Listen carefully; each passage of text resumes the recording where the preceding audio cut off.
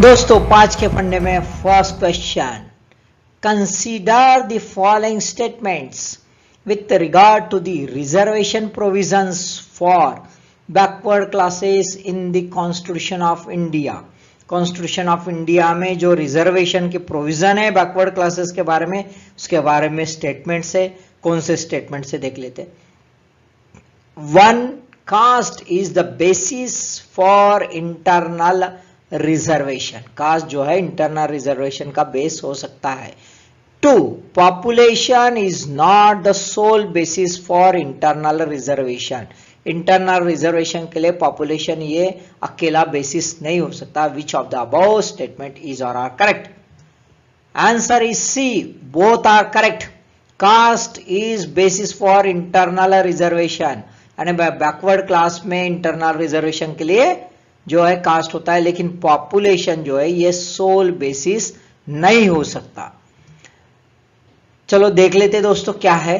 तो ये तमिलनाडु में ये इशू हो गया था। तमिलनाडु रिजर्वेशन एक्ट 1994 जो है ये एक्सेप्शनल एक्ट है, और यहां पे रिजर्वेशन जो है 69% है, यानी 50% की जो लक्ष्मण रेखा है उसको इसने क्रॉस किया है, और इसको प्रोटेक्शन मिला है 9th शेड्यूल में।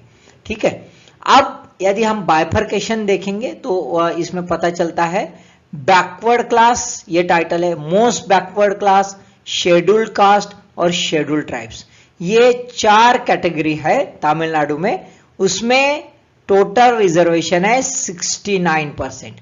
बाइफर्केशन में यदि हम देखते हैं तो बैकवर्ड क्लास में जनरल आता है 23%, क्रिश्चियन भी आते हैं 3.5%, और मुस्लिम्स आते हैं 3.5%, टोटल होता है 30%। देखो बहुत इंपॉर्टेंट है, ध्यान में रख लेना, हाँ, क्योंकि कभी कभार ऐसा भी क्वेश्चन पूछ सकते हैं।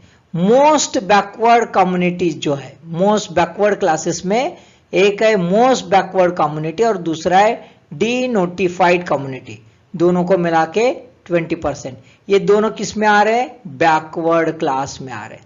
शेड्यूल कास्ट में सिर्फ शेड्यूल कास्ट है ना 15%, और ओनली फॉर अरुया 3% टोटल 18%। ठीक है, शेड्यूल कास्ट और शेड्यूल ट्राइब का एक ब्रैकेट बना है जिसमें शेड्यूल ट्राइब को सिर्फ कितना है 1% है, जिसमें कोई सब कैटेगरी नहीं है। सब कैटेगरी किस में दिया है? बैकवर्ड क्लास में दिए है और शेड्यूल कास्ट में दिया है।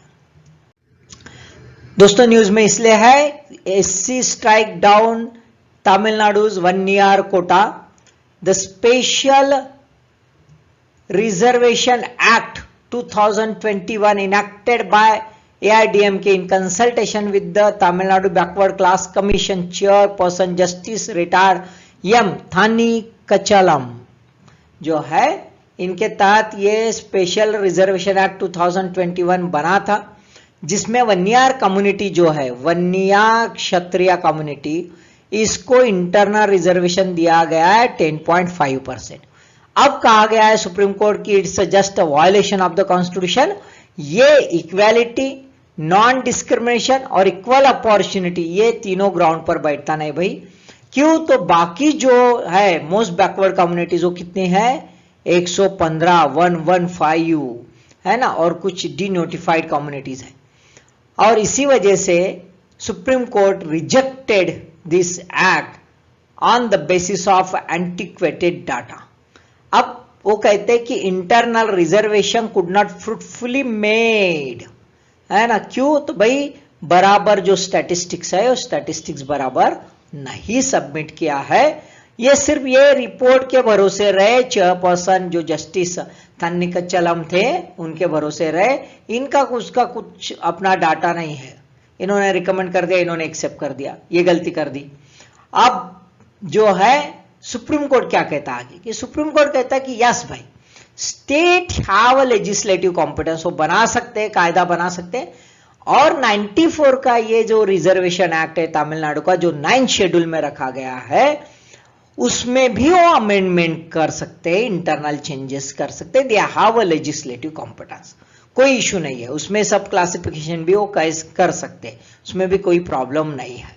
लेकिन उन्होंने जो है एक रैशनल ग्राउंड पर रिजर्वेशन कोटा डेवलप करना चाहिए।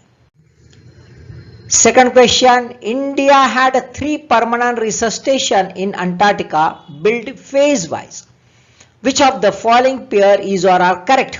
है ना, तो रिसर्च स्टेशन है, ईयर है, एक है दक्षिण गंगोत्री 1983 में, मैत्री 1988 में, भारती 2012 में।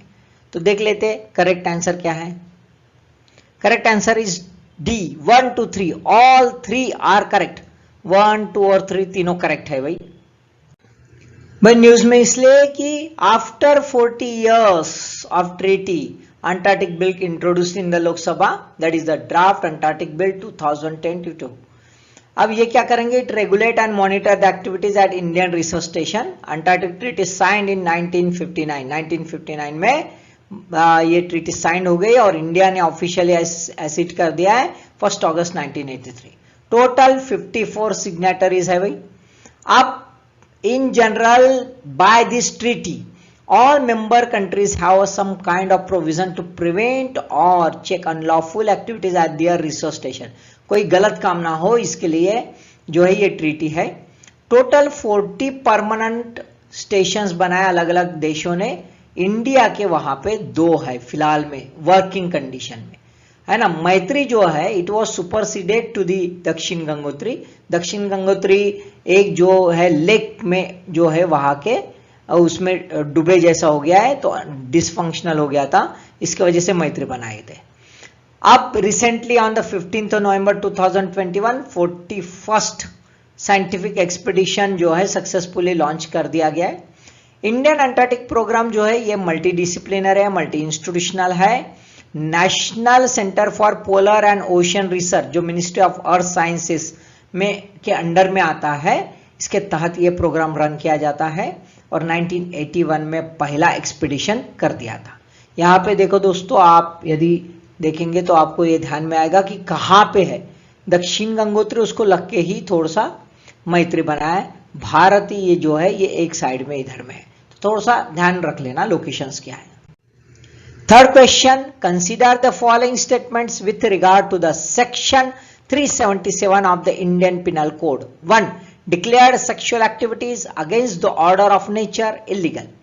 2. Supreme Court of India declared this section unconstitutional. Which of the above statements is or are correct?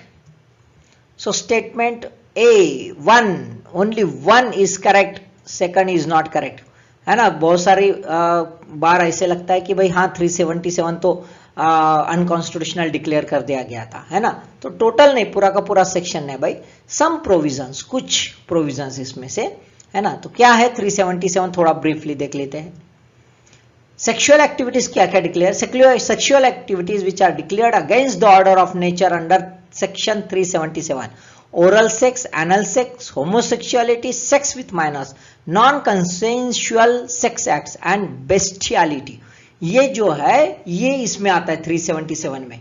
और सुप्रीम कोर्ट का जो 2018 का जजमेंट था नवजोत सिंह जौहर वर्सेस यूनियन ऑफ इंडिया, उसमें होमोसेक्सुअलिटी जो है ये अनकॉन्स्टिट्यूशनल डिक्लेयर किया।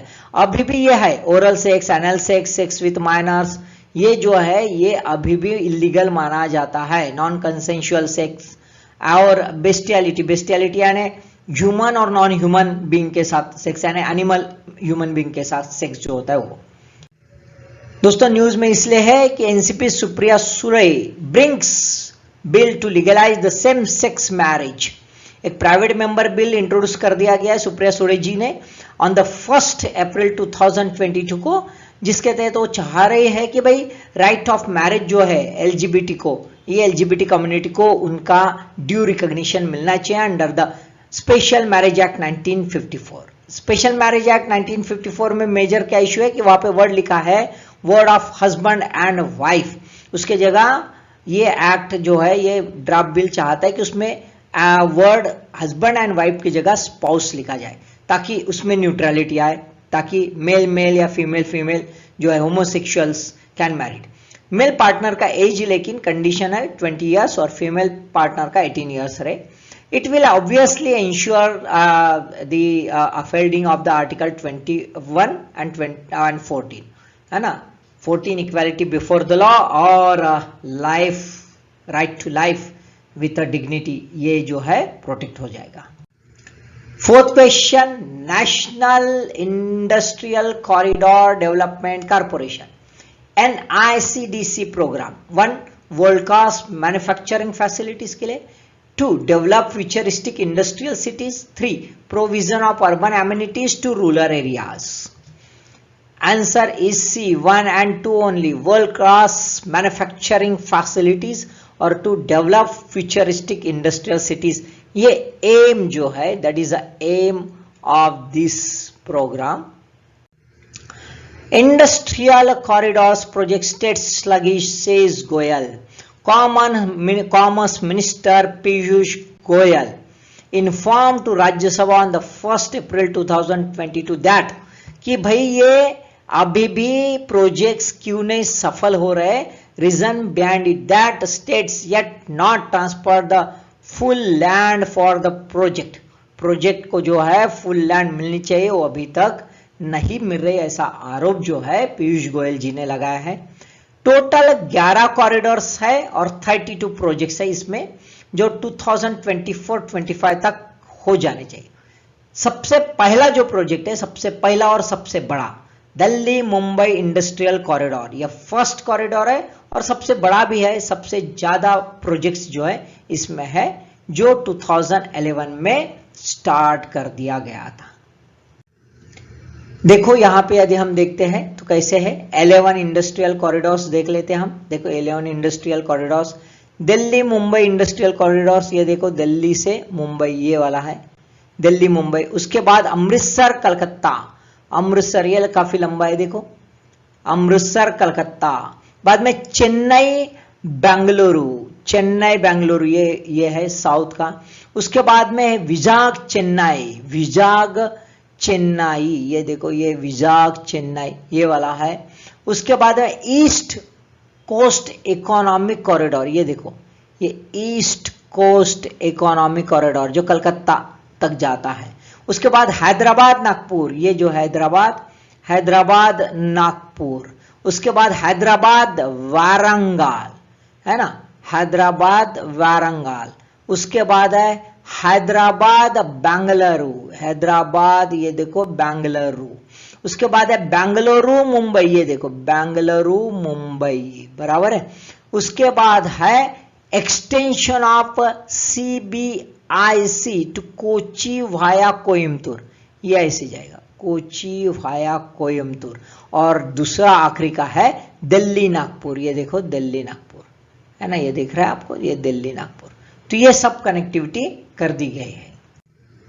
Last question, Chandigarh declared as a union territory of India by the capital of Punjab development and regulation act 1952, states reorganisation act 1956, Punjab reorganisation act 1966, Rajiv Longowal accord 1985।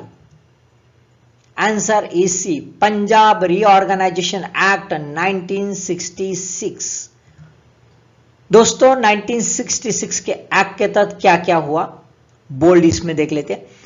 ये नया state तैयार हो गया हरियाणा, हिल टेरिटोरी जो है हिमाचल प्रदेश को दी गई, और यूनियन टेरिटोरी जो है ये चंडीगढ़ यूनियन टेरिटोरी डिक्लेयर कर दी गई।